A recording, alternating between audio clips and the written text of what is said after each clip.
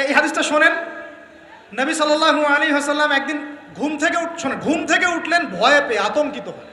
নবীজি ভয়ে পেয়ে আতঙ্কিত হয়ে ঘুম থেকে উঠে বলছেন, লা ইলাহা ইল্লাল্লাহ, লা ইলাহা ইল্লাল্লাহ, ওয়াইলুল লিল আরব, ওয়াইলুল লিল আরব মিন শাররি ক্বাদ ইকতারাব। আরব জাতির জন্য ধ্বংস, আরব জাতির জন্য ধ্বংস। কি ভয়ঙ্কর ফিতনা ধেয়ে আসছে ওদের দিকে, কি ভয়ঙ্কর ফিতনা ধেয়ে আসছে। এবং তিনি হাতের ইশারা করে দেখালেন এইভাবে যে আজকে, নবীজি বলছেন 1400 বছর আগের কথা, 1445 বছর আগের কথা, 1445 বছর আগে নবীজি বলেছেন আজকে, ওই সময় আজকে ইয়াজুজ আর মাজুজের যে দেয়ালের কথা মনে আছে? জুলকারনাইনের সময় দেয়াল, এই দেয়াল এতটুকু পরিমাণ খুলে দেয়া হয়েছে, এতটুকু পরিমাণ খুলে দেয়া হয়েছে 1400 কত বছর আগে। তখন তার স্ত্রী বলছেন, আনুহলিকু আফিনা সালিহিন, আনুহলিকু আফিনা সালিহিন ইয়া রাসূলুল্লাহ, হে আল্লাহর রাসূল সাল্লাল্লাহু আলাইহি ওয়াসাল্লাম, আমাদের মধ্যে ভালো মানুষরা থাকা সত্ত্বেও কি আমরা ধ্বংস হয়ে যাব? আপনি যে বলছেন ওয়াইলুল লিল আরব, আরবদের জন্য ধ্বংস। নবীজি বলছেন, নাম হ্যাঁ, নাম হ্যাঁ, ধ্বংস হয়ে যাবে। ইদা কাসুরাতিল খাবাস, যখন নগ্নতা, বেহায়াপনা, অশ্লীলতা সমাজে রন্ধ্রে রন্ধ্রে ছড়িয়ে পড়বে, তখন আলেম জালেম সব ধ্বংস হবে। এই হাদিসটা অকাট্য হাদিস বুখারী মুসলিমের, মানে এটা সহিহ, এটা বিষয়ে কোনো সন্দেহ নেই। তাহলে নবীজি 1445 বছর আগে বলছেন যে আরবদের জন্য ধ্বংস ধেয়ে আসছে, এবং দেয়াল এভাবে খুলে দেয়া হয়েছে। কাদের দেয়াল? ইয়াজুজ আর মাজুজ। আর ইয়াজুজ আর মাজুজের সাথে আরবদের ধ্বংসকে সম্পর্কিত করা হলো না? ইয়াজুজ আর মাজুজের সাথে আরবদের ধ্বংসকে সম্পৃক্ত করা হলো এবং বেহায়াপনাকে সম্পৃক্ত করা হলো, সরি, তাই না? বুঝতে পারছেন? আরব জাতির ধ্বংসের সাথে ইয়াজুজ মাজুজকে কানেক্টেড করা হলো এবং অশ্লীলতাকে, কি বলেন, অশ্লীলতাকে কানেক্টেড করা হলো। এখন আপনি চিন্তা করে দেখেন, সারা বিশ্বে পর্নোগ্রাফি কারা ছড়িয়ে দিয়েছে? বলেন দেখি, পর্নোগ্রাফি কি বেহায়াপনা না? সমাজের ইদা কাসুরাতিল খাবাস, যখন সমাজের রন্ধ্রে রন্ধ্রে বেহায়াপনা ছড়িয়ে পড়ে নাই? মিলান, হাদিসটা মিলান। সমাজের এই মেয়েদের, এই যে ফ্যামিলিস্ট রেভলিউশন কারা ছড়িয়ে দিয়েছে? ফ্যামিলিস্ট রেভলিউশন কারা ছড়িয়ে দিয়েছে? ওরা। সমাজে মেয়ে ছেলে একসাথে চলবে একই পোশাকে, কারা ছড়িয়ে দিয়েছে? সমাজে মেয়েদের বেপর্দায় চলার এই সংস্কৃতি কারা ছড়িয়ে দিয়েছে? মাদক আর সুদের সংস্কৃতি কারা ছড়িয়ে দিয়েছে? জেনা, ব্যভিচার, পর্নোগ্রাফি, এগুলো কারা ছড়িয়ে দিয়েছে? এটাই ওই যে খুলে দেয়া হয়েছে। এটা আমার ব্যাখ্যা, এটা আমার বুঝ। পৃথিবীর এমন কোন রাষ্ট্র বাকি রাখে নাই তারা এগুলো ছড়াতে, এমন কোন রাষ্ট্র বাকি নাই। তাহলে সব জায়গায় ছড়িয়ে পড়বে না ইয়াজুজ মাজুজের ফিতনা? ছড়িয়ে পড়েছে। আল্লাহ পাক আমাদেরকে এই সীমা গোলক ধাঁধা থেকে হেফাজত করুন, আমিন। আমাদের সংস্কৃতি নিয়ে আমরা বুক ফুলে বাঁচবো ইনশাআল্লাহ, আমাদের সংস্কৃতি নিয়ে আমরা চলবো ইনশাআল্লাহ। আমাদের কোরআন আছে, হাদিস আছে, আমাদের নবী আছেন, আমাদের সাহাবীরা আছেন, আমাদের দিন আছে ইনশাআল্লাহ। আমাদের অন্য কাউকে প্রয়োজন আছে? এই যে প্রযুক্তিগত কথাগুলো বললাম, একটু মাথা খাটান, এগুলো আমরাই তৈরি করতে পারবো ইনশাআল্লাহ। সব ঢেলে সাজানো যাবে ইনশাআল্লাহ তাআলা। আল্লাহ পাক আমাদেরকে বোঝার তৌফিক দান করুন। আল্লাহ পাক আমাদেরকে আপোষের এই ফিতনা থেকে হেফাজত করুন। ভাইয়ে ভাইয়ে মারামারি লাগিয়ে দিয়ে নাকে তেল দিয়ে ঘুমায় ওরা ভাইয়ে ভাইয়ে মারামারি লাগিয়ে দিয়েছে, ভাই ভাই, মুসলিম মুসলিম, ভাই ভাই, ওরা এখন মারামারি করে, আমরা নাকে তেল দিয়ে ঘুমাই। এই হলো অবস্থা। আর আমরা বুঝতেও পারছি না যেটা আমরা ওদের ষড়যন্ত্রের মধ্যে পড়ে গেছি। আল্লাহ আমাদেরকে মাফ করুন। আল্লাহ সুবহানাহু ওয়া তাআলা আমাদেরকে খেলার ছলে সৃষ্টি করেন নাই, তাই করেছেন কি? আল্লাহ সুবহানাহু ওয়া তাআলা এই পুরো মহাবিশ্ব, আসমান জমিন, সাত আকাশ, এই পৃথিবী, জিন ও মানব জাতি, এই সব কিছুই একটা মহৎ বিশাল উদ্দেশ্যকে সামনে রেখে সৃষ্টি করেছে। আল্লাহ পাক কিন্তু খেলার ছলে এগুলো সৃষ্টি করেন নাই। আপনারা একটু আমার সাথে মনোযোগ দিবেন, তাহলে আলোচনা করে মজা পাওয়া যাবে ইনশাআল্লাহ। খেলার ছলে আল্লাহ পাক কোনো কিছুই সৃষ্টি করেন নাই। উদ্দেশ্যটা কি? উদ্দেশ্য হচ্ছে, আল্লাহ পাক বলছেন সূরা মুলকের মধ্যে, কোন সূরা? সূরা মুলক। আমরা রাতের বেলা তেলাওয়াত করার অভ্যাস করবো ইনশাআল্লাহ। এটা গুরুত্বপূর্ণ আমল এবং সুন্নাহ। এই সূরার প্রথম দিকে আল্লাহ পাক বলেছেন আল্লাযী খালাকাল মাউতা ওয়াল হায়াতা লিয়াবলুয়াকুম আইয়ুকুম আহসানু আমালা, লিয়াবলুয়াকুম আইয়ুকুম আহসানু আমালা। আল্লাহ পাক এই জীবন মৃত্যু মানে পুরো বিষয়গুলো সৃষ্টি করেছেন একটা উদ্দেশ্যে। উদ্দেশ্যটা হচ্ছে লিয়াবলুয়াকুম আইয়ুকুম আহসানু আমালা। আল্লাহ পাক দেখতে চান আমাদের মধ্যে আমলে শ্রেষ্ঠকে। আল্লাহ পাক দেখতে চান আমাদের মধ্যে আমলে আহসানকে। আহসান শব্দটা কি? আহসান। হাসান মানে হলো উত্তম, আহসান মানে সবচেয়ে উত্তম, কবির মানে হলো বড়, আকবার মানে কি বলেন? সবচেয়ে বড়, সগীর মানে ছোট, আসগর মানে সবচেয়ে ছোট। তো এখানে যে শব্দটা ব্যবহার করা হয়েছে এটাকে আমরা আরবি ব্যাকরণের ভাষায় বলি ইসমে তাফজিল, আর ইংরেজিতে বলি সুপারলেটিভ ফর্ম। কি ফর্মস? সুপারলেটিভ তো বোঝেন, যেটা দিয়ে সর্বোচ্চটা বোঝায়। এখানে হাসান এর সুপারলেটিভ হচ্ছে আহসান। আল্লাহ পাক দেখতে চান এই দুনিয়াতে আমরা আমলে আহসানকে। সুবহানাল্লাহ। আল্লাহ পাক দেখতে চান না গরু খাওয়া মুসলিমকে। আল্লাহ পাক দেখতে চান না জুমার দিনে কে নামাজ পড়তে আসে। আল্লাহ পাক দেখতে চান না ঈদের দিনে কারা নামাজ পড়তে আসে, রমজান মাস আসলে কারা মুসল্লি হয়। আল্লাহ পাক এটা দেখতে চান। আল্লাহ পাক কি দেখতে চান? আমলে আহসান। আহসান হতে হলে কি গতানুগতিক মুসলিম হলে চলবে না শক্ত মুসলিম হতে হবে? কোনটা? মুসলিম এখন বাংলাদেশে মোটামুটি দুই প্রকার। একটা হচ্ছে সুবিধাবাদী মুসলিম, আর একটা হচ্ছে প্রকৃত মুসলিম। সুবিধাবাদী মুসলিম কেমন? নামাজও পড়ব, সুদও খাবো, আমি যাকাতও দিব, এদিকে ঘুষও নিব। ধরেন যে বছর বছর হজ ওমরা করলাম, আবার অন্যের সম্পদ আত্মসাৎ করছি, মানুষের উপর জুলুম করছি। মানে যে অংশটুকু পালন করতে আমার কোনো সমস্যা নাই, ওই অংশটুকু আমরা পালন করতে কোনো সমস্যা মনে করি না। আর যে অংশগুলো পালন করলে আমার দুনিয়ার ক্ষতি হয়, দুনিয়ার স্বার্থ ক্ষুণ্ণ হয়, সেগুলো আমরা পালন করতে চাই না। এই ধরনের মুসলিমটাকে কি বলে? সুবিধাবাদী মুসলিম। ইংরেজি একটা সুন্দর শব্দ আছে, শব্দটা হলো protestant version of Islam. Protestant version of Islam. ওই যে প্রোটেস্ট্যান্ট খ্রিস্টান আছে, প্রোটেস্ট্যান্ট খ্রিস্টান, ওই রকম প্রোটেস্ট্যান্ট মুসলিম মানে সুবিধাবাদী মুসলিম। তো সুবিধাবাদী মুসলিমদের জন্য কি জান্নাত? মুসলিম কাকে বলে? মুসলিমের সবচেয়ে সেরা এক্সাম্পল আল্লাহ পাক কোরআনে যেগুলো দিয়েছেন তারা হচ্ছেন নবীগণ। তারা কারা? নবীগণ। এবং সর্বশ্রেষ্ঠ নবীকে মুহাম্মদ রাসূলুল্লাহ সাল্লাল্লাহু আলাইহি ওয়াসাল্লাম। সেই সর্বশ্রেষ্ঠ নবী মুহাম্মদ সাল্লাল্লাহু আলাইহি ওয়াসাল্লামকে আল্লাহ পাক একজন নবীর দৃষ্টান্ত দিয়ে মুসলিম হওয়ার কথা বলছেন, আর মুসলিম হওয়ার উৎসাহ দিচ্ছেন। কিভাবে? সেই নবীর নাম হচ্ছে ইব্রাহিম আলাইহিস সালাম। আল্লাহ পাক সূরা বাকারা পড়ে দেখবেন, শুরুর দিকে আছে, প্রথম পারার একদম শেষের দিকে। আল্লাহ পাক বলছেন বা'দা আউযু বিল্লাহি মিনাশ শাইতানির রাজীম ইয ক্বালা লাহু রাব্বুহু আসলিম। হে নবী মুহাম্মদ সাল্লাল্লাহু আলাইহি ওয়াসাল্লাম, যখনই আমি আল্লাহ ইব্রাহিমকে বলেছিলাম আত্মসমর্পণ করো, বুঝুন কথাটা, যখনই আমি আল্লাহ ইব্রাহিমকে বলেছিলাম আত্মসমর্পণ করো, ক্বালা ইব্রাহিম বলেছিল আলাইহিস সালাম আসলামতু লিরাব্বিল আলামিন, আমি জগৎসমূহের প্রতিপালকের নিকটে কি করলাম?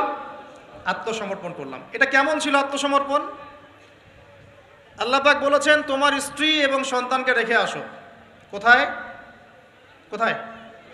জনমানব শূন্য জায়গায়। তখন কাবাঘর নির্মাণ হয় নাই, সেখানে খাবারও নাই, পানিও নাই। ইব্রাহিম আলাইহিস সালামকে বলেছিলেন যে আল্লাহ আপনার এই আদেশের পিছনে যুক্তি কি, দর্শন কি, বিজ্ঞান কি? বলেন তো দেখি। ইব্রাহিম আলাইহিস সালাম কি আঙ্গুল তুলেছিলেন আল্লাহ পাকের আদেশের উপরে? না। এটা হলো মুসলিম। বলেছেন সন্তান বড় হয়েছে, ফালাম্মা বালাগা মাআহু সাইয়া, যখন বাচ্চা দৌড়াদৌড়ি করতে শিখলো, মানে দৌড় দিতে শিখলো বাবার সাথে, তখন তিনি বলছেন ক্বালা ইয়া বুনাই, হে আমার সন্তান, ইন্নী আরা ফিল মানামি আন্নী আযবাহুক, আমি স্বপ্নে দেখেছি আমি তোমাকে জবাই করছি। ফানজুর মাযা তারা, তোমার কি রায় আমাকে বলো। সন্তান ইসমাঈল বলছেন ইয়া বাতি, হে আমার বাবা, ইফআল মা তুমার, আপনাকে যে আদেশ করা হয়েছে আপনি তাই করুন। সাতাজিদুনি ইনশাআল্লাহু মিনাস সাবিরিন, ইনশাআল্লাহ আপনি আমাকে ধৈর্যশীল পাবেন। এই যে বাবা ছেলে, এটা হলো মুসলিম, এটা হলো ইসলাম। ইয ক্বালা লাহু রাব্বুহু আসলিম, আল্লাহ যখন তাকে বলেছেন আত্মসমর্পণ করো, ব্যাস তিনি বিনা বাক্য ব্যয়ে আল্লাহ পাকের হুকুমের সামনে মাথা পেতে দিয়েছেন। এর নাম হলো কি? এখন বলেন এই মানদণ্ডে আমরা কতজন মুসলিম আছি? এখন নামাজের বৈজ্ঞানিক ব্যাখ্যা খোঁজে মানুষ, এখন রোজার বৈজ্ঞানিক ব্যাখ্যা খোঁজে, যাকাতের অর্থনৈতিক ব্যাখ্যা খুঁজি। ব্যাখ্যা তো আছে, আছে না নাই? এই ব্যাখ্যা আমার না জানলেও চলবে। ব্যাখ্যা আছে, ব্যাখ্যা মিলতে পারে, আবার আমার মানে সংকীর্ণ বুদ্ধিতে নাও আসতে পারে। তো আল্লাহ পাক হুকুম করেছেন, বাস যথেষ্ট আমার জন্য। আল্লাহ পাক হুকুম করেছেন তাওহীদ শিখতে হবে, শিখব। আল্লাহ হুকুম করেছেন 5 ওয়াক্ত সালাত পড়তে হবে, পড়তে হবে। আল্লাহ পাক হুকুম করেছেন যদি আমাদের নেশাব পরিমাণ সম্পদ হয় যাকাত দিতে হবে, বাস দিতে হবে। আল্লাহ পাক মা বোনদেরকে হুকুম করেছেন বালেগা হয়ে গেলে কি করবে? বালেগা হওয়ার আগেও পর্দা করার সিস্টেম আছে, মানে চর্চা করতে হবে। মা বোনদেরকে পর্দা করতে বলেছেন, বাস পর্দা করতে হবে। আল্লাহ পাক বলেছেন সামর্থ্য হয়ে গেলে হজ করো। আল্লাহ পাক আমাকে আপনাদের সবাইকে হজ করার তৌফিক দান করুন, হজ করবে। আল্লাহ পাক বলেছেন যেখানে জুলুম হচ্ছে একে প্রতিহত করো, করতে হবে। প্রতিহত করার অর্থ এই নয়। প্রতিহত করার অর্থ কি? প্রতিহত করার কয়েকটা অর্থ থাকে। সামর্থ্য থাকলে হাত দিয়ে, সামর্থ্য থাকলে কি দিয়ে? আপনার কি সে সামর্থ্য আছে? বাস নাই। ওয়াইল্লাম ইয়াস্তাতি, যদি না পারো ফাবি কি লিসানিহি, ফাবি লিসানিহি, জবান দিয়ে কথা বলেন। আপনার কথা বলার স্বাধীনতা নাই? আছে তো? সত্যি আছে? মাশাআল্লাহ। আচ্ছা, তাহলে জবান দিয়ে বলবেন। তাহলে কি বলবেন? জবান দিয়ে বলবেন, যতদূর পারেন বলবেন। আর ওয়াইল্লাম ইয়াস্তাতি, যদি এটাও করতে না পারো তাহলে ফাবি কলবিহি, অন্তর থেকে ঘৃণা করো। ঘৃণা কি আছে? লিযালিকা আদওয়াফু মিনাল ঈমান, এটা হলো ঈমানের সবচেয়ে নিচু অংশ। এরপরে ঈমানের কোনো অংশ নাই। মানে অন্যায়, অবিচার, জুলুম, পাপাচার দেখেও যাদের মনের মধ্যে ঘৃণাও আসছে না, আমরা আর মুমিন নাই। সত্যি কথা এটা, এটাই সত্য কথা। আমরা মানি আর না মানি, আল্লাহ পাকের শাস্তি আসার আগেই তওবা করে ফিরে আসা উচিত। আল্লাহ পাক তৌফিক দান করুন। তো ইসলাম বোঝাচ্ছিলাম যে দেখুন, যখন আল্লাহ পাকের যে হুকুম চলে আসবে তার সামনে আত্মসমর্পণ করার নাম কি? ব্যাস এই হলো ইসলাম। এখন বলেন সত্যিকার অর্থে আমাদের সমাজে এই সুবিধাবাদী মুসলিমদের সংখ্যা বেশি না প্রকৃত মুসলিমদের সংখ্যা বেশি? আল্লাহ পাক বলেছেন আমাদেরকে প্রকৃত মুসলিম হতে। আল্লাহ পাক দেখতে চান, এই সৃষ্টির উদ্দেশ্য কি? আল্লাহ দেখতে চান সবচেয়ে শ্রেষ্ঠ মুসলিম কারা। সুবহানাল্লাহ, সুবহানাল্লাহ। আল্লাহ পাক আমাদেরকে শ্রেষ্ঠ মুসলিম হওয়ার তৌফিক দান করুন। এখন এই কাজটা তো সহজ না। কাজটা কি সহজ? কাজটা কিন্তু এত সহজ না। তো কাজটাকে সহজ করার জন্য আমরা আল্লাহর তৌফিক কামনা করি। আল্লাহ পাক আমাদের সবাইকে তৌফিক দান করুন। সর্বপ্রথম আল্লাহ পাক আমাদেরকে দান করুন আল্লাহ পাকের রহমত। আল্লাহ পাক আমাদেরকে দান করুন আল্লাহ পাকের মারেফত, আল্লাহ পাকের দ্বীনের বুঝ, নেক হায়াতের মধ্যে বরকত এবং সঠিক বেঠিক ভালো মন্দ বোঝার ক্ষমতা এবং হক চিনে গেলে তার উপর অটল থাকার তৌফিক। আল্লাহ পাক আমাদের সবাইকে এগুলো দান করুন। এখন আজকের যে কথাটা বলতে চাচ্ছি যে আমরা যদি আমাদের জীবনটা কাজে লাগিয়ে আল্লাহ পাকের রেজামন্দি হাসিল করতে চাই, সমকালীন ফিতনাময় প্রেক্ষাপটটা আরও কঠিন বেশি। আগের প্রেক্ষাপটটা যতটা কঠিন ছিল, আস্তে আস্তে প্রেক্ষাপট কি হচ্ছে? আরও কঠিন হচ্ছে। যেমন পুরো বিশ্বের ক্ষমতা একসময় মুসলিমদের হাতে ছিল, এখন আছে কি? পুরো বিশ্বের অর্থনৈতিক চালিকা শক্তি একসময় মুসলিমদের হাতে ছিল, এখন কি আছে? পুরো বিশ্বের আপনার বিজ্ঞান প্রযুক্তি বলেন, সামরিক বিষয়গুলো বলেন, সেনাবাহিনী বলেন, হ্যাঁ, রাষ্ট্রীয় কাঠামো বলেন, খেলাফা বলেন, যত বড় বড় কথা শব্দগুলো, এগুলো একসময় মুসলিমদের হাতে ছিল। কাদের হাতে ছিল? এখন কি পুরো বিশ্বের কন্ট্রোল মুসলিমদের হাতে আছে? পুরো বিশ্বের অর্থনৈতিক কন্ট্রোল আছে? পুরো বিশ্বের পলিটিক্যাল কন্ট্রোল, পুরো বিশ্বের এই যে বড় বড় অস্ত্রশস্ত্রগুলো মুসলিমদের হাতে আছে? মিডিয়াগুলা, প্রযুক্তি? তো এখন প্রেক্ষাপট তাহলে আরও বেশি জটিল। তার উপরে আবার সামাজিক ফিতনা আছে, বেপর্দার ফিতনা আছে, পর্নোগ্রাফি আছে, জুয়া আছে, কিশোর গ্যাং আছে, মাদকাসক্তের সয়লাভ আছে, বেপর্দা নারীদের সয়লাভ আছে না, মিডিয়ার প্রোপাগান্ডা আছে, জুলুম আছে, কত কি আছে। তো এই সব কিছু মিলায় এই যুগে তো চলা আরও কঠিন কিনা, এই যুগে চ্যালেঞ্জটা আরও কঠিন কিনা। এজন্যই এরকম একটা যুগের কথা বলে নবী সাল্লাল্লাহু আলাইহি ওয়াসাল্লাম সুসংবাদ দিয়েছেন আমাদেরকে। কি সুসংবাদ? নবীজি বলছেন, ইন্না মিন ওয়ারাকুম জামানা সাবরিন, বলেন সাল্লাল্লাহু আলাইহি ওয়াসাল্লাম, তোমাদের সামনে একটা কঠিন সময় আসছে, কঠিন সময়। উদাহরণ দিতে গিয়ে নবীজি বলছেন সময়টা এমন কঠিন যে হাতের মধ্যে আগুন ধরাটা যতটা কঠিন, হাতে ঈমান ধরে রাখা অত কঠিন হবে। আগুন ধরা কঠিন না সহজ? আগুন ধরা কঠিন না সহজ? নিঃসন্দেহে কঠিন। তাহলে ঈমান ধরে রাখাটাও হবে ওই রকম কঠিন। তার মানে বুঝতে পারছি এখন আমরা যারা ঈমান নিয়ে চলাফেরা করার দাবি করছি কিন্তু ওই রকম হিট ফিল করছি না, তাহলে ঈমানেও সমস্যা নাকি? আচ্ছা, নবীজি বলছে সুসংবাদ হচ্ছে ওই জামানাতে যদি তোমরা আমার সুন্নতের উপরে অটল থাকতে পারো, ভালো করে শোনেন দিনী ভাইরা, ওই রকম ফিতনাময় পরিবেশে কঠিন জামানায় যদি তোমরা আমার সুন্নত, আমার আদর্শের উপরে অটল থাকতে পারো, আল্লাহ পাক তোমাদেরকে 50 জন শহীদ সাহাবীর নেকি দিবেন ইনশাআল্লাহ। তাহলে আমাদের তো পথ পেয়ে গেলাম, আমরা কি এই সমাজ থেকে এখন পালিয়ে যাব না এখানে থেকেই পরিবর্তনের চেষ্টা করব? কোনটা?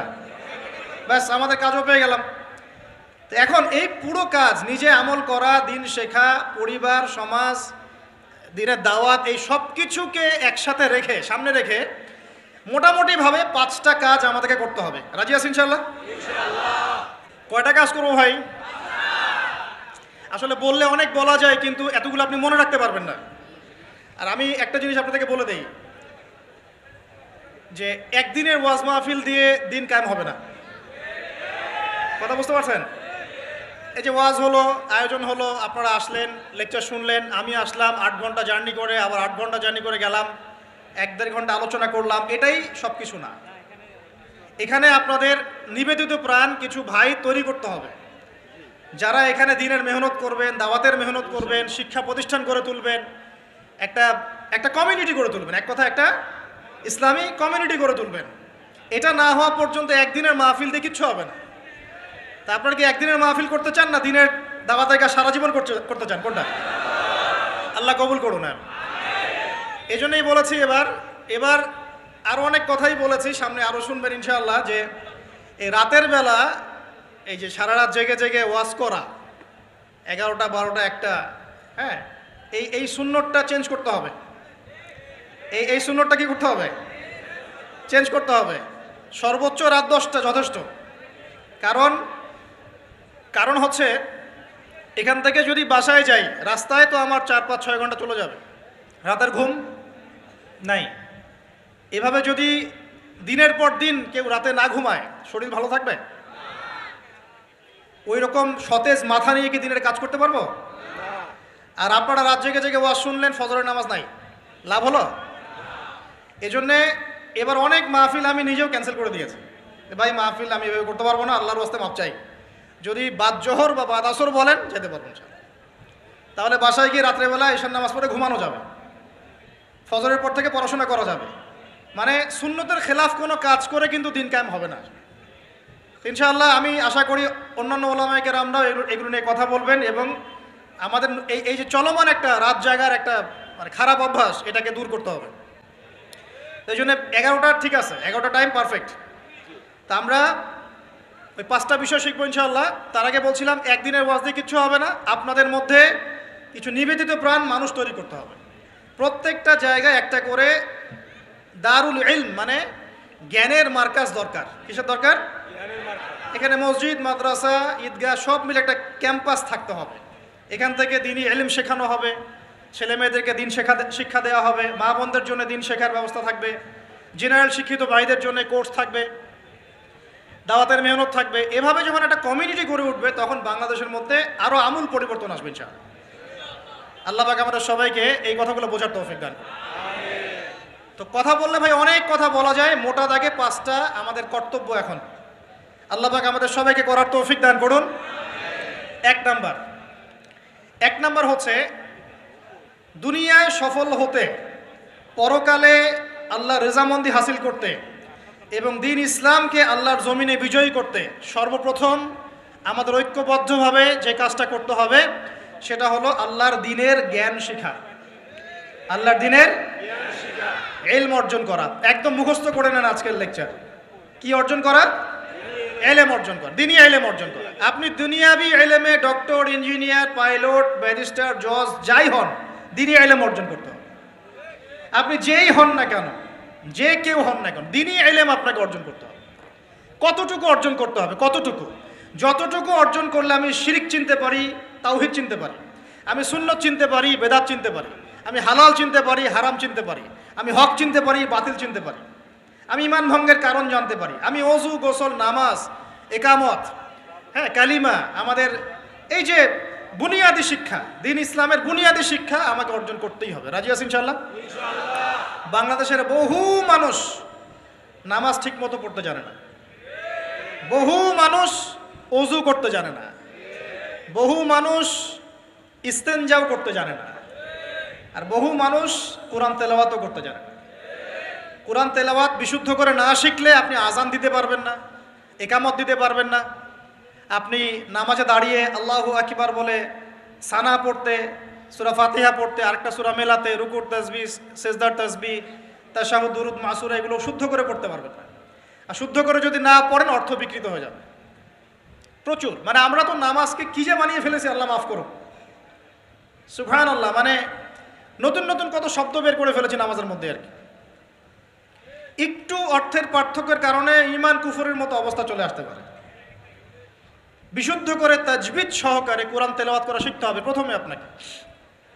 মাদ্রাসায় যেতে হলে যাবেন, মক্তবে যেতে হলে যাবেন, প্রয়োজনে টিচারকে বাসায় নিয়ে এসে যদি পড়তে পারেন পড়েন, যেভাবে হোক আপনাকে কোরআন তেলাওয়াত শিখতেই হবে। আল্লাহ পাক তৌফিক দান করুন। আমরা নামাজের মধ্যেই বলছি আলহামদুলিল্লাহ, আলহামদুলিল্লাহি রাব্বিল আলামিন। কি এটা? এটা কি পড়লেন মন্ত্র? আলহামদুলিল্লাহি রাব্বিল আলামিন এটা কি?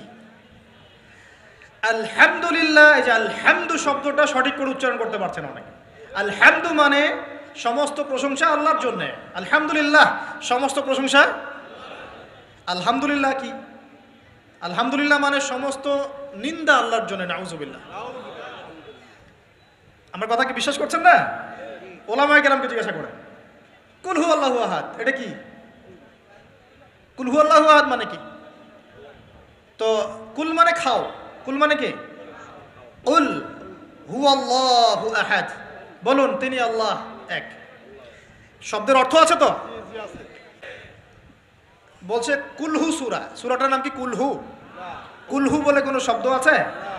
কুল একটা শব্দ, হুয়া আলাদা শব্দ। কুল হুয়া আল্লাহু আহাদ, কুল হুয়াল্লাহু আহাদ। এই তো আমরা কত ভুল করি পদে পদে।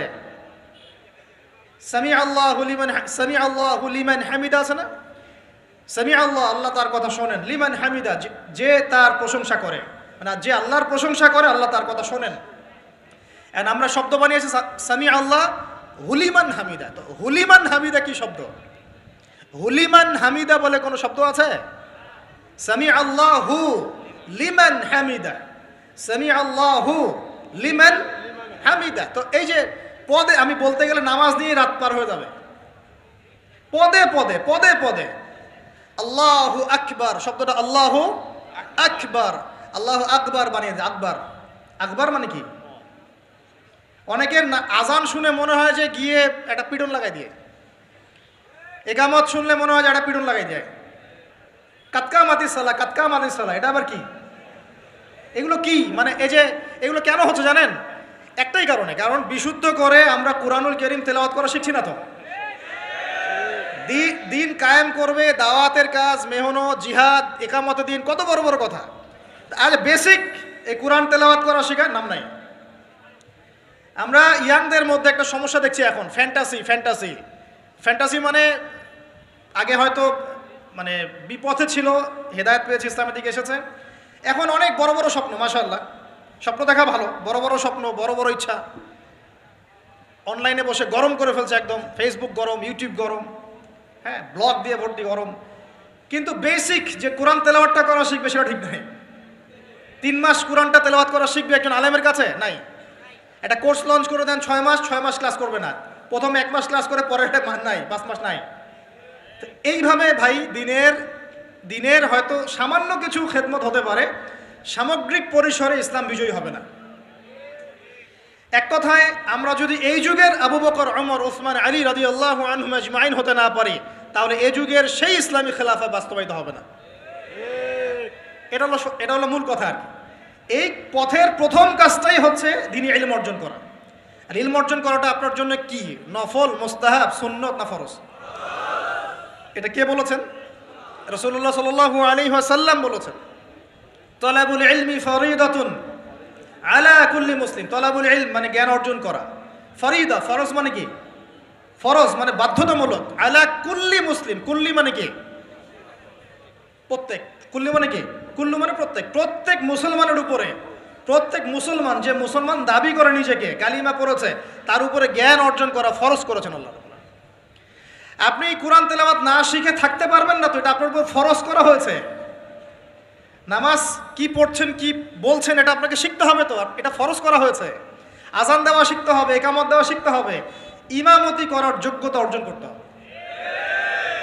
এই মালয়েশিয়ার একটা ভালো জিনিস দেখলাম যে ওখানে প্রাইমারি লেভেল থেকে, মানে স্কুল লেভেল থেকেই এই মাদ্রাসা এবং মানে জেনারেল এটা আলাদা করে করে কোনো প্যাটার্ন করা নাই, এটা একসাথেই প্যাটার্নটা করে দেয়া। মানে আপনি স্কুলে ভর্তি হলে, স্থানীয় স্কুলে বা কলেজে যেভাবে তারা সিস্টেম করেছে, ইসলামের বুনিয়াদী শিক্ষাটা বাধ্যতামূলক শিখতে হবে। যে কেউ, তাদের সিভিলিয়ানদের মধ্যে যে কেউ ইমামতি করতে পারে, মাশাআল্লাহ। এটা আমাদের করা উচিত ছিল না? আমরা কি মুসলিম প্রধান দেশের অধিবাসী না?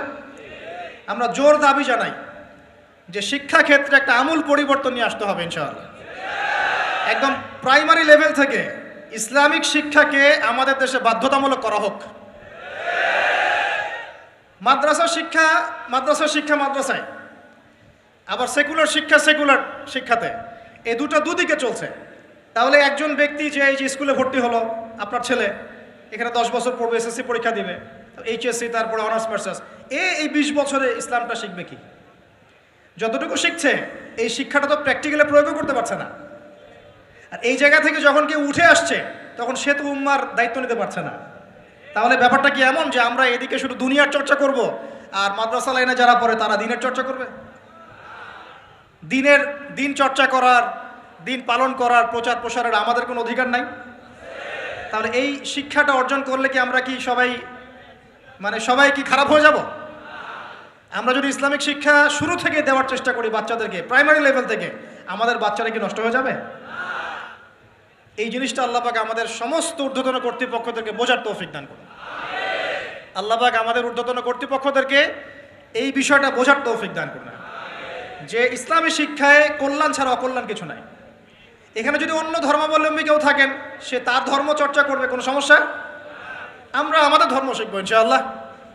তো এই জিনিসটা আমাদের বুনিয়াদী শিক্ষা। এখন যদি আপনি না পারেন, এখন আপনার কাছে ওই পাওয়ার নাই, ক্ষমতা নাই, ইমপ্লিমেন্টের সুযোগ নাই, তাহলে কি করবেন? তাহলে এখন যে আপনি 20 বছর পড়াশোনা করে ফেলেছেন জেনারেল লাইনে, এখন কি করবেন?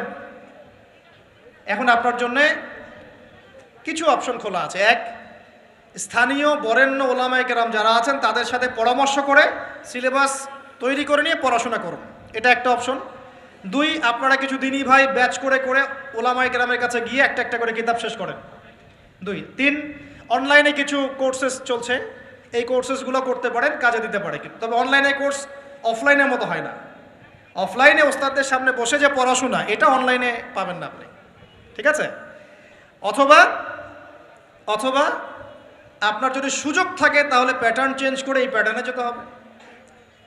এগুলো ছাড়া তো আপনার সামনে কোনো অপশন খোলা নাই। যে আমরা যদি মাদ্রাসাগুলোতে এবং আমাদের শিক্ষা প্রতিষ্ঠানগুলোতে জেনারেলদের জন্য আরবির কোর্স আর মাদ্রাসা শিক্ষার্থীদের জন্য জেনারেল কোর্স রাখি, তাহলে উভয়ে শিক্ষিত হতে পারবেন। মনে করেন এই ভাই মাদ্রাসায় পড়েছেন, মাশাআল্লাহ, তিনি মাদ্রাসার সব জ্ঞানই রাখেন আলহামদুলিল্লাহ, কিন্তু সায়েন্স শিখতে পারেন নাই, নামাজ শিখতে পারেন নাই, ওযু শিখতে পারেন নাই। এখন এই ভাইকে কি করবেন? এই ভাইকে ইসলামিক কিছু ডিপ্লোমা কোর্সের আওতায় আনতে হবে, এনে অফলাইন বা অনলাইনে শিক্ষা দিয়ে তাকেও মানুষ করে গড়ে তুলতে হবে। এই তো যদি আমরা চিন্তা করি, আমরা চিন্তা করতে হবে আমাদেরকে জাতি নিয়ে, বড় বড় কথা বললে হবে না তো। যুব সমাজের এখন যে অবস্থা, আপনি সামনে একটা ভয়ঙ্কর বিকলাঙ্গ যুব সমাজ দেখতে পারবেন। মস্তিষ্ক বিকৃত হয়ে গেছে এদের মোবাইল ফোন দিয়ে। মোবাইল ফোন, পর্নোগ্রাফি, মেয়েদের ফিতনা, হারাম অ্যাফেয়ার্স, মাদক, জুয়া, টিকটক, এই করতে করতে এদের মস্তিষ্কের সুস্থতা নষ্ট হয়ে গেছে। আল্লাহর কসম, আল্লাহর কসম করে বলছি, এরা সুস্থ না।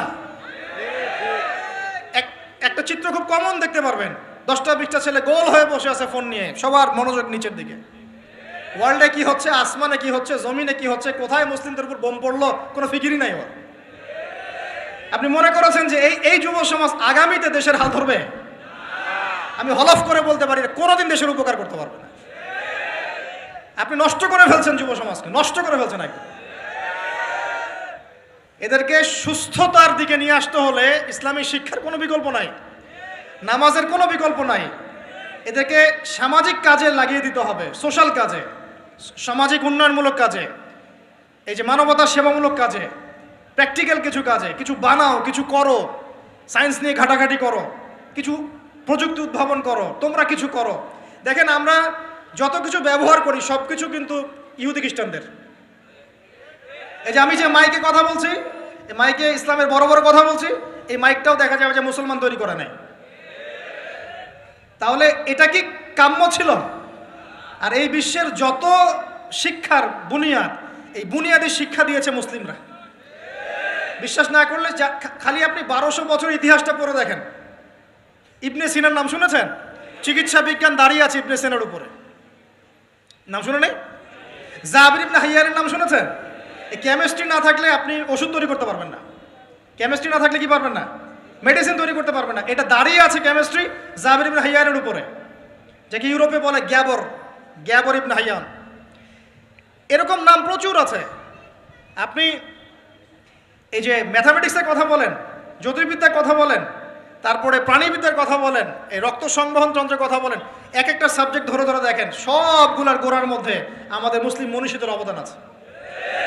এমনকি এই যে পুরো বিশ্বের যে দর্শনগুলো চলছে, যত দর্শন, ফিলোসফিক্যাল থটস, আমরা ফিলোসফি পড়েছি, এই ফিলোসফিগুলোর গোড়ায় গিয়ে আপনি দেখবেন সব মুসলিম দার্শনিকদের নাম লেখা আছে। আমরা ইমাম গাজালির নাম জানি না, ইবনে রুশদের নাম জানি না, হ্যাঁ, আমরা অনেক কিছুই জানি না। আসলে আমরা শেকড় ভুলে গেছি এখন। বিশ্বাস করেন, আমরা এই যে প্রযুক্তি, মোবাইল ফোন, টিকটক, মেয়েদের পিছনে ঘুরতে ঘুরতে, অ্যাফেয়ার, বাইক চালানো, আমরা আমাদের জীবনের লক্ষ্যই ভুলে গেছি। আল্লাহ পাক আমাদের যুব সমাজকে তাদের জীবনের লক্ষ্য বোঝার তৌফিক দান করুন।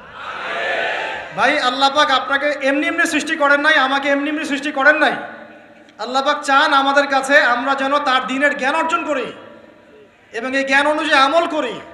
এই আমলটা সমাজে ছড়িয়ে দেই, ইসলামের দাওয়াতের মেহনত ছড়িয়ে দেই, যাতে একটা সময় হলেও যেন আল্লাহর জমিন, আল্লাহর দ্বীন কায়েম হয়। এটা আল্লাহ পাক চান আমাদের কাছে। আল্লাহ পাক আমাদেরকে এই জন্য সৃষ্টি করেন নাই যে একটা মেয়ের জন্য আত্মহত্যা করে ফেলবেন। একদম একটা মোবাইল ফোন একটা মেয়েকে কিনে দিয়েছেন, তার জীবন নষ্ট করে ফেলেছেন। যে বাবারা মেয়েদেরকে ফোন কিনে দিয়েছেন, জীবন নষ্ট করে ফেলেছেন, এবং তার মাধ্যমে আরো 10টা ছেলেরও জীবন নষ্ট করেছে। আর সত্যি কথা বলছি, এখন আমরা তো ঢাকা শহরে থাকি, মানে এখানে ছেলেদের চেয়ে মেয়েরা বেশি পথ। হ্যাঁ, খুব ভালো লাগে ওদের। কি ভালো লাগে? একটা ছেলের সাথে বাইকে করে ঘুরবে, টাকা খসাবে, এখানে ওখানে ডেট করবে, আস্তে আস্তে। এগুলোতে খুব মজা পায়। এগুলোর জন্য কি তাকে সৃষ্টি করা হয়েছে? আপনি বলেন, এই মেয়েদেরকে আপনি যখন ঘরে নিয়ে আসবেন, আমি নারী বিদ্বেষী কথা বলছি না, নারীদেরকে আমরা অনেক অনেক সম্মান করি, অনেক শ্রদ্ধা করি। আর আমাকে জন্ম দিয়েছেন একজন নারী, আমাকে দিনের পথে চলতে আত্মবিশ্বাস যোগায় পিছন থেকে, ঘরের নারী যোগায় কি না? আমার নিজের কন্যা সন্তান আছে, আমরা মেয়ের বাবা। কিন্তু এখন যে টিকটক জেনারেশন মেয়েদেরকে আপনি তৈরি করছেন, ফোন হাতে তুলে দিয়ে ডেটিং করছে, বাইকের পিছনে ছেলের সাথে ঘুরছে, কোনোদিন ধর্ষণের শিকার হচ্ছে, এই মেয়েদেরকে ঘরে নিয়ে আসার পরে এদের গর্ভ থেকে কি আপনি ইসমাইলের মতো সন্তান পাবেন? এদের সাথে তোমরাও দেখা যায় যে অনেক সময় প্রেম করতে ভালো লাগে, এই মেয়েদেরকে কেউ বিয়ে করবে না। এ ধরনের নারীদের সাথে মানুষ প্রেম করতে মজা পায়, কেউ সম্মান করে বিয়ে করতে চায় না, করলেও দেখবেন 2-1 বছরের মধ্যেই নাই সেই সম্পর্ক, গায়েব। তো অনেক দূর চলে আসলাম, এত দূর আসতে চাইনি, কথার পিঠে চলে আসলো যে সমস্যা হচ্ছে গোড়ায় আমরা আমাদের যুবক যুবতী, আমাদের ছেলে মেয়েদেরকে দিনই বুনিয়াদি ইসলামী শিক্ষা দিচ্ছি না। এটা শিক্ষা দেওয়ার দায়িত্ব প্রত্যেক পিতার, প্রত্যেক মাতার। সে মাদ্রাসায় পড়ুক আর জেনারেল লাইনেই পড়ুক, আপনাকে শিক্ষা নিশ্চিত করতে হবে। কিভাবে করবেন এই হেডেক এখন আপনার, আমার আর হেডেক নাই, আমি দিয়ে দিলাম হেডেক আপনাকে। এই হেডেকটা আমার মাথায় ছিল, আপনাকে দিয়ে দিলাম, আপনি চিন্তা করেন কিভাবে করবেন। এখন আমি জ্ঞানতাত্ত্বিক কথা এই জন্য বললাম বেশি করে।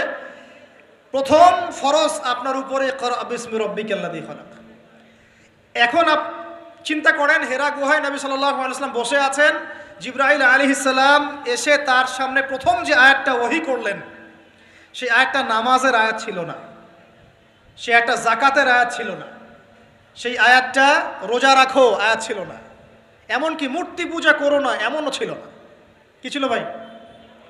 ইকরা, আপনি পড়ুন, আপনি পড়ুন, হে নবী আপনি পড়ুন। নবীজি কিন্তু পড়তে জানতেন না, আপনারা জানেন কি?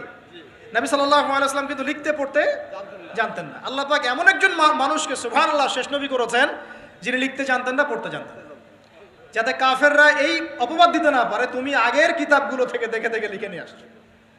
সুবহানাল্লাহ, আল্লাহু আকবার। তো নবী সাল্লাল্লাহু আলাইহি ওয়াসাল্লাম বলেন, মা নবী কারি, আমি তো পড়তে জানি না। তিনি কি বলছেন? সহিহ বুখারী খুলে দেখেন দ্বিতীয় হাদিসটা, মা নবী কারি, আমি তো পড়তে জানি না।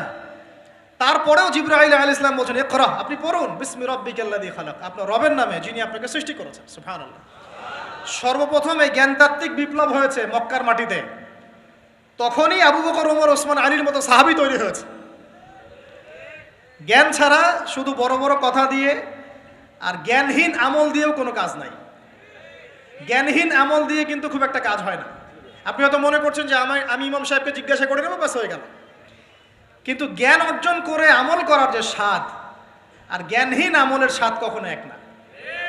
শুধু একটা হাদিস শোনা যান যে মেসওয়াক করি আমরা, যে দাঁত ব্রাশ করি, মেসওয়াক করি, যে ব্যক্তি মেসওয়াক করে এটা আল্লাহর কাছে অনেক বেশি পছন্দের। আল্লাহ পাক ভালোবাসেন মেসওয়াক করনেওয়ালাকে।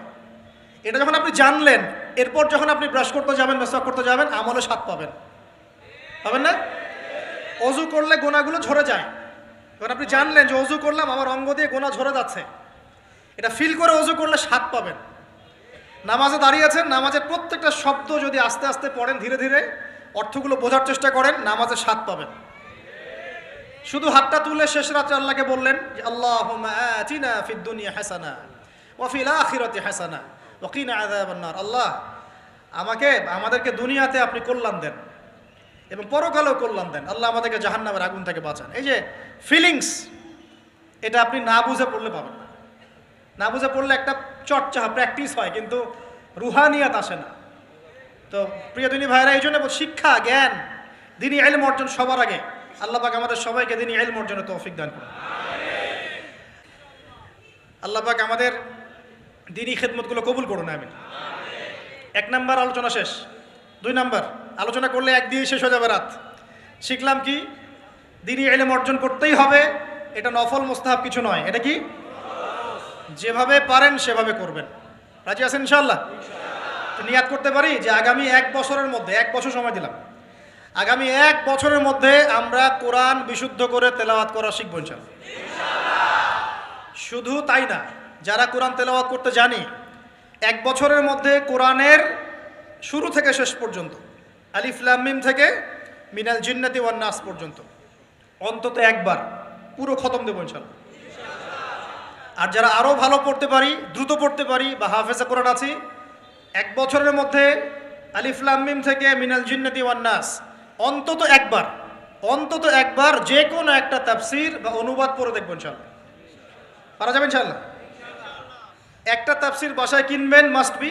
যারা বিগিনার, মানে নতুন শিখছেন, নতুন পড়া শিখছেন, তারা কিনবেন মারিফুল কোরআন। কি কিনবেন? এগুলো কিন্তু ভাই ওয়াজ না, এটা আপনার সাজেশন। ওয়াজ করলে সুর করে অনেক ওয়াজ করা যায় কি না? এই কথাগুলো আপনার জীবনে কাজে দিবে ইনশাআল্লাহ, সারা জীবন কাজে দিবে ইনশাআল্লাহ। যারা বিগিনার, মানে আপনি শুরু করেছেন প্রথম, বড় বড় বই আগে ধরতে যাবেন না, আগে মানে নিচু লেভেলের বইগুলো, নিচু লেভেল বলতে সহজ বইগুলো আগে পড়বেন। প্রথম পড়বেন তাফসির পড়তে গেলে মারিফুল কোরআন, যারা বিগিনার, যারা অনেক পড়াশোনা করছেন, চর্চা করছেন, ভালো কোন তাফসির পড়ব ফিক্স করতে পারছেন না, দুটো তাফসির বলুন। এক হচ্ছে তাফসির ইবনে কাসির, তাফসির ইবনে কাসির, এটা পড়তে পারেন, হাদিস দিয়ে করা আছে তাফসিরটা। অথবা আমার সবচেয়ে ফেভারিট তাফসির, সেটা হলো তাফসিরে জালালাইন। তাফসিরে, এটা রহমতের বৃষ্টি, চিন্তা করেন না। কিসের বৃষ্টি? বদরের যুদ্ধের আগের রাত্রে বৃষ্টি হয়েছে। বদরের যুদ্ধের আগের রাত্রে কি হয়েছে? ওই বৃষ্টির সম্পর্কে আল্লাহ পাক বলেছেন এটা হলো রহমতের বৃষ্টি, যাতে তোমাদের কলব শক্ত হয়। আর আমাদের হাতে এখন 15-20 মিনিট সময় আছে, আমরা গুটিয়ে নিব। তো তাফসির কোনটা পড়বেন বিগিনাররা? তাফসিরে মারিফুল কোরআন, ঠিক আছে, বাংলা অনুবাদ আছে। আর যারা একটু স্টাডি করেন বেশি, তারা পড়বেন ইবনে কাসির এবং জালালাইন। জালালাইনটা সবচেয়ে মজা পাবেন, স্বাদ পাবেন, অনেক কিছু আছে এর মধ্যে। জালালাইনের মধ্যে এত এত রস আছে, এত নূর আছে, মারিফত আছে, যেটা আমি অন্য অন্য তাফসিরে পাই না। আল্লাহ পাক লেখককে জান্নাতুল ফিরদাউস দান করুন। দুজন সংকলন করেছেন। তো এরপরে আমরা ইলম অর্জনের পরে দ্বিতীয় যে কাজটা করা দরকার পুরো গ্লোবাল প্রেক্ষাপটে এবং উম্মার জন্য, ব্যক্তিগত পর্যায়ে, সব ক্ষেত্রে দ্বীনের স্বার্থে, সেটা হলো ইলম অনুযায়ী আমল করতে হবে। ইলম অনুযায়ী আমল শুরু হবে ভাই আগামীকাল থেকে না, আজকে রাত থেকে ইনশাল্লাহ। আগামীকাল থেকে আমল না, এখন থেকে আজকে রাত থেকে আমল ইনশাল্লাহ। এই রাতের আমল কি? ঘুমানোর সময় ঘুমানোর সুন্নত, সূরা মুলক তেলাওয়াত করবেন, আয়াতুল কুরসি পড়বেন, সূরা ফাতিহা, ফালাক, নাস, ইখলাস, পারলে সূরা ওয়াকিয়া ইত্যাদি পড়ে নিজেকে দম করে নেবেন, ব্যাস, তারপরে ঘুমিয়ে যাবেন। ঘুমানোর সময় আল্লাহুম্মা বিইসমিকা আমুতু ওয়া আহইয়া, এই সময় দোয়া কবুল হবে। বৃষ্টির সময় কি হয়? আচ্ছা, আমরা মাঝখানে দোয়া করে নেই, বৃষ্টি যদি শেষ হয়ে যায় আবার আমরা দোয়া করে আল্লাহ পাক আমাদের সবাইকে দ্বীনি ইলম অর্জনের তৌফিক দান করুন। আমাদের সবাইকে আল্লাহ পাক দ্বীনি ইলম অনুযায়ী বেশি বেশি আমল করার তৌফিক দান করুন। আল্লাহ পাক বক্তা শ্রোতা সবাইকে, খাস করে আমাদের যুব সমাজকে আল্লাহ পাক লম্বা নেক হায়াত দারাজ করুন। আল্লাহ পাক আমাদের সবাইকে আদর্শ পরিবার করে দিন। আমাদের সন্তানদেরকে আল্লাহ পাক মানুষ করার তৌফিক দান করুন। আমাদেরকে আল্লাহর ঘর জিয়ারতের তৌফিক দান করুন। আল্লাহ পাক আমাদের সবাইকে দিন রাত দাওয়াতের কাজ করার তৌফিক দান করুন। আল্লাহ পাক আমাদের সবার মধ্যে যে অসুস্থতাগুলো আছে, সমস্ত অসুস্থতা আল্লাহ দূর করে দিন। আল্লাহ পাক আমাদের হায়াতে রিজিকে বরকত দান করুন। আল্লাহ পাক আমাদের মা বোনদেরকে পর্দায় থাকার তৌফিক দান করুন। আল্লাহ পাক আমাদের সমাজ, আমাদের রাষ্ট্র, আমাদের প্রশাসন, আমাদের সরকার সবাইকে হেদায়েত করুন। আল্লাহ পাক আমাদের মধ্যে আপোষে মিল মহব্বত দান করুন। আল্লাহ পাক আমাদেরকে আল্লাহর জমিনে আল্লাহর দিন কায়েমের তৌফিক দান করুন। 2 নম্বর কাজ, ইলম অনুযায়ী আমল করা। ইলম অনুযায়ী আমল শুরু হবে কালকে থেকে, এখন থেকে। আমল করা মানে হচ্ছে এক কথায় আমাদের জীবনের প্রতিটা কাজ রাসূলুল্লাহ সাল্লাল্লাহু আলাইহি ওয়াসাল্লামের সুন্নাহ মাফিক করব ইনশাআল্লাহ। রাজি আছি তো ইনশাআল্লাহ? এই ঘুম থেকে শুরু হবে। আপনার ঘুমটা এখন সুন্নাহ মাফিক হবে, আমারটা কিন্তু হবে না। এই যে রাত্রে করে আমরা জার্নি করছি, এটা সুন্নাহ মাফিক হচ্ছে না। আল্লাহর কাছে মাফ চাই, আল্লাহ পাক ওজর দেখবেন ইনশাআল্লাহ। তবে অভ্যাস করবেন এশার নামাজের পরেই কি করতে? ঘুমাতে, যাতে করে তাহাজ্জুদে আপনি উঠতে পারেন। ওই বরকতময় সময় আল্লাহ পাক প্রথম আকাশে নেমে আসেন। কিভাবে নেমে আসেন এটা বোঝার বা জানার দরকার নাই আমার।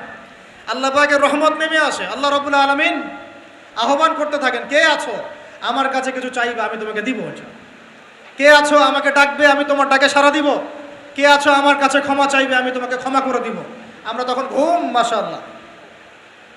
কারণ আমরা টিকটক চালিয়েছি 3টা পর্যন্ত, ফেসবুক ইউটিউবিং করেছে 2:30-3টা পর্যন্ত। শেষ রাত্রে আল্লাহ পাক যখন নেমে আসে, আহ্বান করেন, নাফরমান গাফেল বান্দা আমরা ঘুমিয়ে থাকি। আস্তাগফিরুল্লাহ। অথচ ওই সময়ে যে দোয়াই করা হবে আল্লাহ কবুল করবেন ইনশাআল্লাহ। আমাদের দোয়ার অভাব, কত দোয়া, কত চাওয়ার জন্য হুজুরের কাছে আসতে হয় না। চাওয়ার জন্য শেষ রাত্রে জায়নামাজে দাঁড়িয়ে যান, আল্লাহ কবুল করবেন ইনশাআল্লাহ। শেষ রাত্রে যদি আমরা জাগতে না পারি, আমাদের দ্বারা দিন কায়েম হবে না ভাই।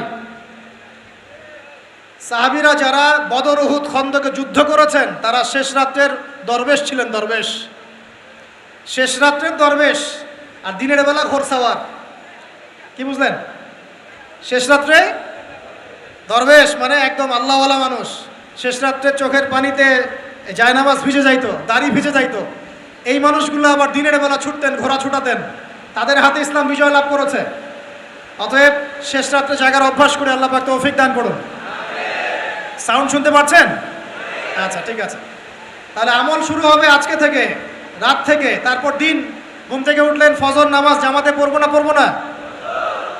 নামাজের পরে তেলাওয়াত করবো না করবো না? জিকির আজগার করবো না করবো না? তারপর একটু পড়াশোনা করবো কিনা? খাওয়া দাওয়া কেমন হবে? 7 পেট নাকি নবী সুন্নাহ মাফিক? কাফেররা খায় 7 পেট। কয় পেট? আর মুমিন বান্দা খায় পেটের 3 ভাগের 1 ভাগ। খাওয়ার টেবিলে হেরে গেলে যুদ্ধের মাঠে জিততে পারবেন না। খাওয়ার টেবিলে হেরে গেলে যুদ্ধের মাঠে জিততে পারবেন না। যুদ্ধ মানে আদর্শিক যুদ্ধের কথা বলছি, ইলেকশনের যুদ্ধের কথা বলছি না। ঠিক আছে, আল্লাহ মাফ করুন। তো এই সিজনগুলো আসলে অনেক ভাই মারা যায় কিনা? আল্লাহ পাক আমাদেরকে আপোষের এই ফিতনা থেকে হেফাজত করুন। ভাইয়ে ভাইয়ে মারামারি লাগিয়ে দিয়ে নাকে তেল দিয়ে ঘুমায় ওরা ভাইয়ে ভাইয়ে মারামারি লাগিয়ে দিয়েছে, ভাই ভাই, মুসলিম মুসলিম, ভাই ভাই। ওরা এখন মারামারি কর, আমরা নাকে তেল দিয়ে ঘুমাই। এই হলো অবস্থা। আর আমরা বুঝতেও পারছি না যেটা আমরা ওদের ষড়যন্ত্রের মধ্যে পড়ে গেছি। আল্লাহ আমাদেরকে মাফ করুন। অনেক ইসলামপন্থী ভাই এখানে নেমে পড়েন, কি মনে করে নামেন আল্লাহ ভালো জানেন। তবে জেনে রাখেন, এই পথে নবী সাল্লাল্লাহু আলাইহি ওয়াসাল্লামের দাওয়াত এবং ইকামত দিন ছিল না। নবী সাল্লাল্লাহু আলাইহি ওয়াসাল্লামের পথেই দিন কায়েম হবে ইনশাআল্লাহ। আল্লাহ পাক আমাদেরকে পশ্চিমা গোলক ধাঁধা থেকে হেফাজত করুন। এখন আসেন ভাই, তাহলে আমরা আমাদের জীবনের প্রত্যেকটা কাজ যদি নবী সুন্নাহ মাফিক করি, এলেম অনুযায়ী আমল হয়ে যাবে ইনশাআল্লাহ। রাজি আছি তো ভাই? ব্যাস এতটুকু কথা। এখন শুধু কি ব্যক্তিগত আমলই আমার দিনের অন্তর্ভুক্ত, না আমার পরিবার, সমাজ, অর্থনীতিও আছে? কোনটা? আমার পারিবারিক জীবন তাহলে কার সুন্নত মোতাবেক চলবে? নবীর সুন্নত না পশ্চিমা সুন্নত? আর পরিবারগুলো পশ্চিমা সুন্নতে চলে না? পশ্চিমা কালচার। জন্মদিন করেন, বিবাহ বার্ষিকী করেন, আরো কত কি করেন, হ্যাঁ তাই না? সাজগোজ থেকে শুরু করে কাপড় চোপড়, পোশাক আশাক, বাথরুমের টয়লেট পর্যন্ত। বাথরুমের টয়লেট তো সব ইংলিশ নাকি? তো নবী সুন্নাহ মাফিক এখানে তো আপনি বসতে পারবেন না। নবী সুন্নাহ মাফিক এখানে আপনি বসতে পারবেন না। তো মালয়েশিয়ার একটা কনফারেন্সে বলে আসছিলাম যে নবী সুন্নাহ মাফিক বসা মানে হচ্ছে বাম পায়ে ভর দিয়ে ডান পায়ে একটু উঁচু করে বসা। ইলম অর্জন করতে থাকেন, হাদিসের মধ্যে পাবেন। নবী সাল্লাল্লাহু আলাইহি ওয়াসাল্লাম ইস্তেনজা করতে বসতেন বাম পায়ে ভর দিয়ে ডান পায়ে একটু উঁচু করে। যারা এভাবে বসে তাদের ইস্তেনজা খুব সুন্দর হয়, ক্লিয়ার হয়ে যায়। আর আপনি ইংলিশ টয়লেটে বসেন, দেখি কেমনে বসবেন? পারবেন? তাহলে এই যে বললাম, প্রতিটা জায়গায় ফিতনা, প্রতিটা জায়গায় ফিতনা। তো বাসায় অ্যাটলিস্ট এমন ওয়াশরুম রাখেন যেখানে নবী সুন্নাহ মাফিক ইস্তেনজা করা যায়। আর যখন সফর করবেন দেশের বিভিন্ন জায়গায়, তখন দেখবেন মাশাআল্লাহ আরও লেটেস্ট পদ্ধতি আছে। ছোট ছোট কিছু গামলা রেখে দেওয়া হয়েছে, ওখানে দাঁড়ায় দাঁড়াই করতে হবে, বসার কোনো অপশন নাই। আর সব সমান মাপের। মনে করেন একজন লম্বা 5 ফিট, একজন 6 ফিট, একজন 4 ফিট 3 ফিট। এখন কেমনে কি ধরে কিভাবে করবে? মাপটা কিভাবে সমান করবে বলেন তো? একটা হাদিস আমার বুঝে আসছে এই সফর করতে করতে, সেটা হচ্ছে, আমি কখনো বলিনি এভাবে যে পশ্চিমা সভ্যতা হচ্ছে ইয়াজুজ আর মাজুজ, এটা আমি বলি নাই। কিন্তু আমি বুঝতে পারছি, আমি ভিতর থেকে ফিল করছি, আপনি একমত হন না হন, যে ওদের মধ্যে ইয়াজুজ আর মাজুজের খাসলত বা চরিত্র আছে 100%। আমি একটা হাদিস বলি, শেষ করে দিব, আর সময় নেই, 10 মিনিট আছে। এই হাদিসটা শোনেন।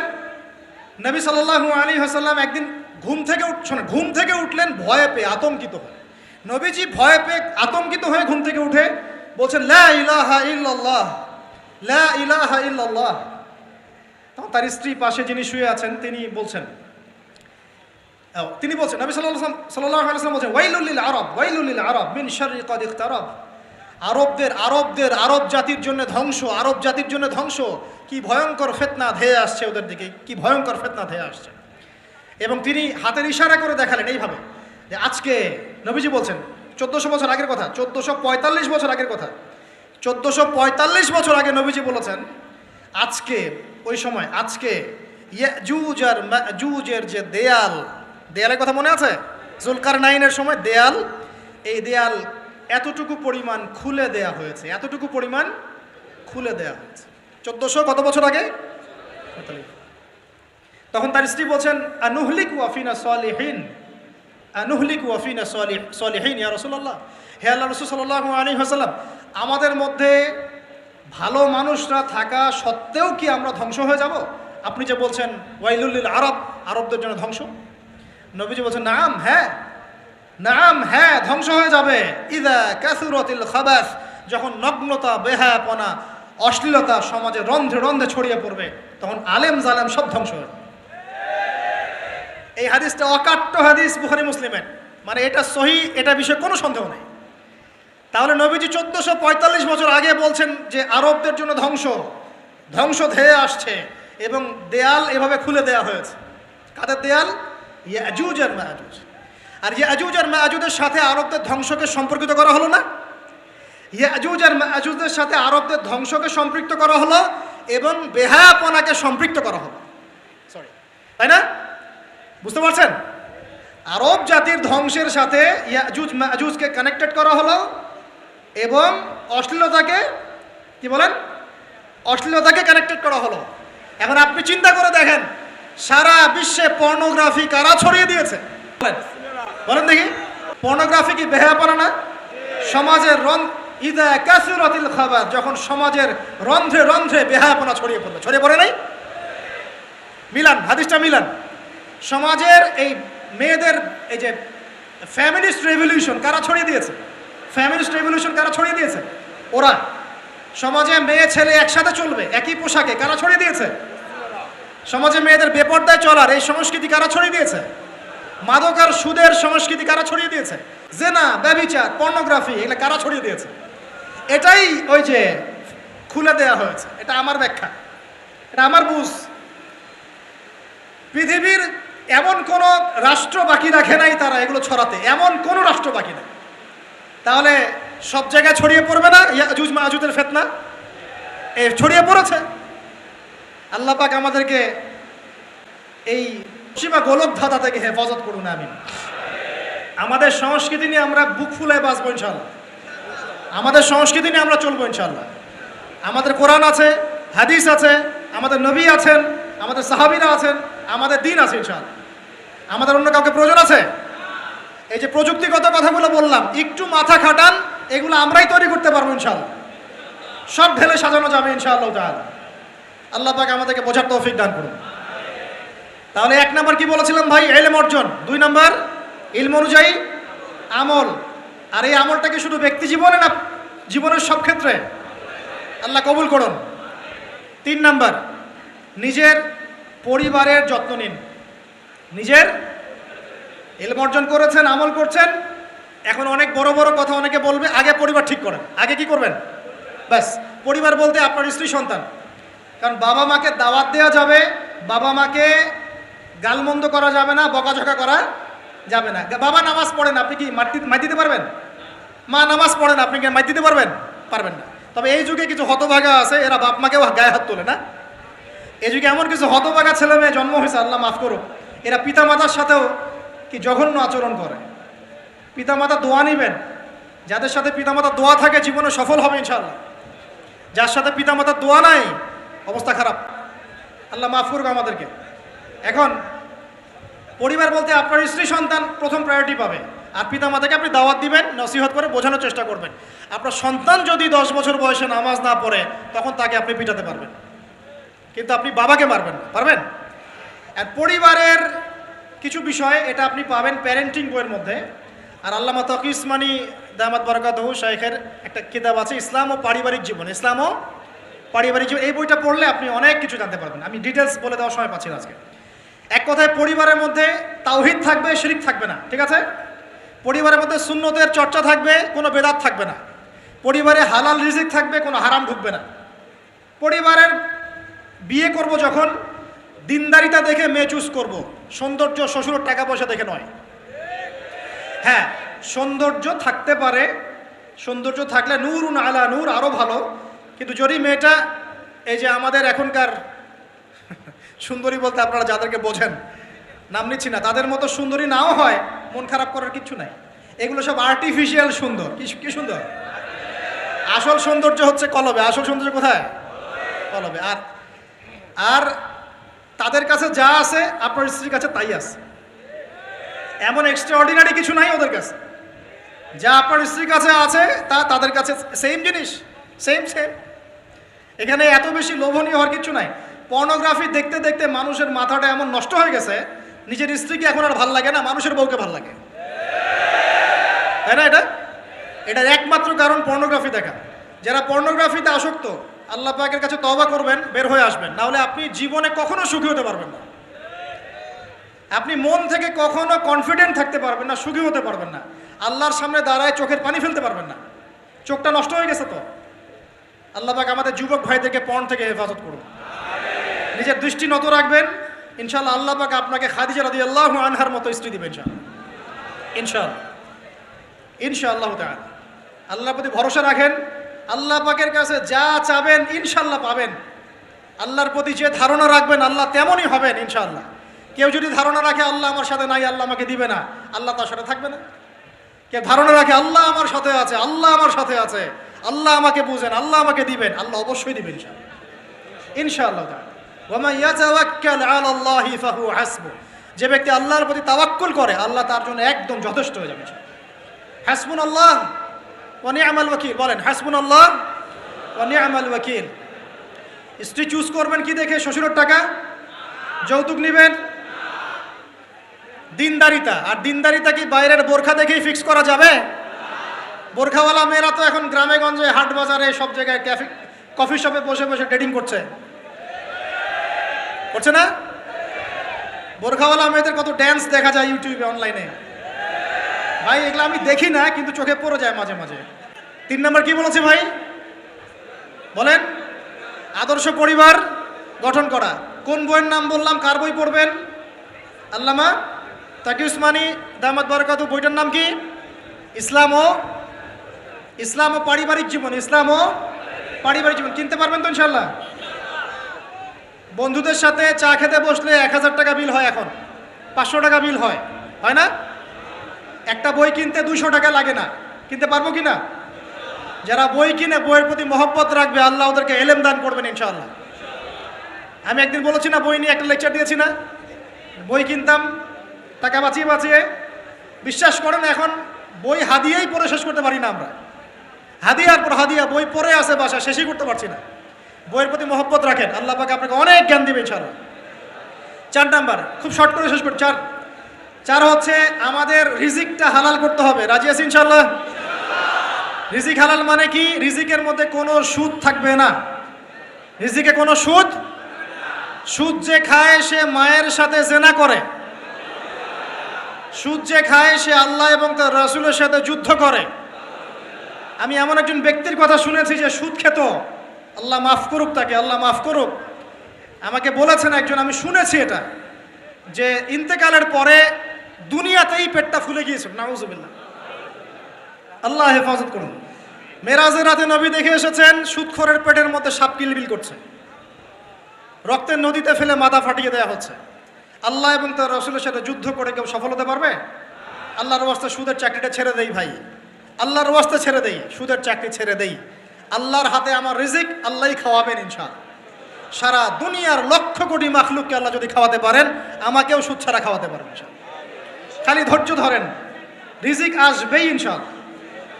আর যেখানে ঘুষ সেখানে নাই, যেখানে ঘুষ সেখানে আমি নাই। এখানে ভাই যদি কোনো সরকারি কর্মকর্তা থাকেন বা কেউ যদি ঘুষের সাথে সম্পৃক্ত থাকেন, সরকারি বেসরকারি যেই হন, আজকে রাত্রে বাসায় গিয়ে খাস তওবা করে নেন। আল্লাহ, আমি জীবনে যত অর্থনৈতিক অন্যায় করেছি আমাকে মাফ করুন। আল্লাহ পাক মাফ করে দিবেন ইনশাআল্লাহ। এবং আগামী জীবনে ঘুষমুক্ত জীবনযাপন করার চেষ্টা করি, আল্লাহ তৌফিক দান করুন। অমুসলিমরা এখন এইসব সংস্কৃতি মেনে চলে, মুসলিমরা কেন মানবে না? মানা উচিত কি না? আল্লাহ তৌফিক দান করুন। আর ব্যবসার মধ্যে কিন্তু অনেক রিজিক আছে। 10 ভাগের 9 ভাগই কোথায়? ব্যবসায়। শুধু চাকরির পিছনেই ছুটবেন না। আর চাকরি যদি করেন অনেস্টির সাথে করবেন, উদ্যোক্তা হন। অর্থনৈতিকভাবে নিজেকে স্বাবলম্বী করার চেষ্টা করেন, তারপরে বিয়ে শাদী করতে যান। আল্লাহ পাক তৌফিক দান করুন। না হলে ছেলে মানুষের সম্মান কমে যায়, ছেলে মানুষকে হাত পাততে হলেই সম্মান কমে যায়।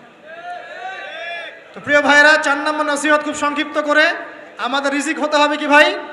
হালাল। আমি এমন আলেমকে চিনি, এমন আলেমের সোহবতে গিয়েছিলাম যে বাহিরের হোটেলের মুরগির গোশত, গরুর গোশত খায় না। অবাক হলেন তাই না? হজ করতে গিয়েছে, সেখানেও খায় না, ফল খেয়ে থাকে, কারো রুটি খেয়ে থাকে, দুধ খেয়ে থাকে। কারণ এই মুরগি যে জবাই করার সময় বিসমিল্লাহ বলা হয়েছে কোনো গ্যারান্টি নাই। এই গরু জবাই করার সময় বিসমিল্লাহি আল্লাহু আকবার বলা হচ্ছে কোনো গ্যারান্টি নাই। এখানে যদি ব্যবসায়ী ভাইরা থাকেন, আমি নসিহত করব, অনুরোধ করব, সব সময় জবাই করার সময় আল্লাহর নাম নিয়ে জবাই করবেন। আপনাদের হোটেলের এই পণ্য সবাই খাচ্ছে, একজনের জন্য সবাইকে হারামখোর বানাবেন না। আল্লাহর ওয়াস্তে মানুষকে হারামখোর বানাবেন না। বিসমিল্লাহি আল্লাহু আকবার বলে জবাই করবেন। আল্লাহ পাক তৌফিক দান করুন। সন্দেহ আছে না একটা? আচ্ছা, অতএব হালাল খাওয়ার চেষ্টা করি, আল্লাহ পাক তৌফিক দান করুন। এমন অবস্থা, মানুষ দাওয়াত দিলে আমরা এখন বলি, আমরা বলি যে আল্লাহর কসম দিয়ে বলছি, আপনি নিশ্চিত করেন এর মধ্যে কোনো হারাম টাকা নাই, তাহলে খাবো ভাই, না হলে খাবো না। নিশ্চিত করতে পারলে খাবো, না হলে খাবো না। এভাবে রিজিকটাকে শক্ত করে হালাল করার চেষ্টা করি। আল্লাহ আমাদের সবাইকে তৌফিক দান করুন, আমিন। একটা দোয়া পড়লে হালাল রিজিক পাওয়া যায়, আমার সাথে পড়েন। আল্লাহুম্মা ইকফিনি বিহালালিকা আন হারামিকা ওয়া আগনিনি বিফাদলিকা আম্মান সিওয়াকা। এই দোয়াটা পড়লে ইনশাআল্লাহ হালাল রিজিকের প্রাচুর্য আসে। আল্লাহ তৌফিক দান করুন। আর পাঁচ নম্বর হচ্ছে ভাই, ইলম অর্জন, আমল, পরিবার গঠন এবং হালাল খাওয়ার সাথে আমাদের সবাইকে, প্রত্যেক মুসলিম ভাইকে, শুধু আলেম, দায়ী, মুআল্লিম, ইমাম সাহেব তাদের জন্য নয়, প্রত্যেক মুসলিম ভাইকেই কমপক্ষে পার্ট টাইম দাওয়াতি কাজ করতে হবে। রাজি আছি? কমপক্ষে পার্ট টাইম, ফুল টাইম না হোক, কমপক্ষে পার্ট টাইম দাওয়াতি কাজ করতে হবে। ডক্টর জাকির নায়েক স্যার এই কথা বলেন। তিনি বলেন যে প্রত্যেক মুসলমানকে, কনভারসেশনের মধ্যে এক ফাঁকে বলছিলেন যে প্রত্যেক মুসলমানকে কমপক্ষে পার্ট টাইম, দিনে 1 ঘন্টা, দিনে আধা ঘন্টা, দিনে 2 ঘন্টা দাওয়াতি কাজ করতে হবে। এভাবে যদি সবাই মিলে উম্মার দায়িত্ব কাঁধে নেই, দিন এগিয়ে যাবে ইনশাল্লাহ, প্রচার বাড়বে, প্রসার বাড়বে, কায়েমও হবে ইনশাল্লাহ। হবে কিনা ইনশাল্লাহ? বাংলার ঘরে ঘরে তকি উসমানী তৈরি করতে হবে, হাফিজাহুল্লাহ, পারবেন তো? বাংলার ঘরে ঘরে বড় বড় আলেম তৈরি করতে হবে, বাংলার ঘরে ঘরে আলেম তৈরি করতে হবে, ঘরে ঘরে আলেম। আল্লাহ পাক তৌফিক দান করুন। এখন দাওয়াতি কাজ করার আগে নিজের ইলম অর্জন করতে হবে, দাওয়াতি কাজ করার যোগ্যতা অর্জন করতে হবে, নিজের আধ্যাত্মিকত্ব আনতে হবে, তাজকিয়া আনতে হবে। এবং আরেকটা কথা বলতে ভুলে গেছি, হকপন্থী আলেম ওলামার সাথে সম্পর্ক রেখে সোহবতে থাকবেন, একা একা থাকবেন না, একা একা চলবেন না, আলেম ওলামার সাথে পরামর্শ করে চলবেন। দাওয়াতি কাজ করলে কি পাবেন ভাই? একটা হাদিস দিয়ে শেষ করে দেই। দাওয়াতি কাজ করলে যা পাবেন, নবী সাল্লাল্লাহু আলাইহি ওয়াসাল্লাম বলেছেন, কোন ব্যক্তির দাওয়াতে যত মানুষ এই কল্যাণের পথে আসবে, সমস্ত কল্যাণের একটা অংশ নেকি ওই ব্যক্তি পাবে ইনশাআল্লাহ। মানে আপনি দাওয়াতি কাজ করছেন, আপনার দাওয়াতি কাজের বদৌলতে যত মানুষ দিনের দিকে আসছে, দিনের বুঝের দিকে আসছে, নামাজ পড়ছে, কোরআন তেলাওয়াত করছে, ইত্যাদি ভালো কাজ করছে, সমস্ত নেক আমলের একটা অংশ আপনার আমল নামায় অটোমেটিক যোগ হবে ইনশাআল্লাহ। খুশি হন নাই? এর চেয়ে বড় কোনো ব্যবসা নাই, আর যদি কেউ মানুষকে ভুল পথে ডাকে, এই যে ভুল দাওয়াতি কাজ করে, মানুষকে বিভ্রান্তির দিকে ডাকে, তাহলে সমস্ত মানুষের গুনার একটা অংশ ওই ব্যক্তির আমল নামে চলে যাবে, নাউযুবিল্লাহ। আর আমরা যদি দাওয়াতি কাজ ছেড়ে দেই, আল্লাহ রাসূল বলেছেন, আল্লাহ পাকের পক্ষ থেকে গজব আসবে, সুম্মা তাদউনাহু, এরপর তোমরা আল্লাহকে ডাকবে, লা ইউস্তাজাবু দুআকুম, তোমাদের দোয়া আল্লাহ কবুল করবেন না। বলেন নাউযুবিল্লাহ। অতএব আমরা নিজেরা দাওয়াতি কাজ করব, পরিবারের তালিম চালু করব, পরিবারের মধ্যে ইসলামের দাওয়াতি কাজ থাকবে, কমিউনিটি করব, মাদ্রাসা, মসজিদ, মক্তব, বিভিন্নভাবে ইসলামের সম্ভাব্য সকল মাধ্যমে, বর্তমান সমসাময়িক সম্ভাব্য সকল মাধ্যমে দাওয়াতি কাজ করব ইনশাআল্লাহ তাআলা। আল্লাহ পাক আমাদের সবাইকে দাওয়াতের মেহনতের সাথে লেগে থাকার তৌফিক দান করুন।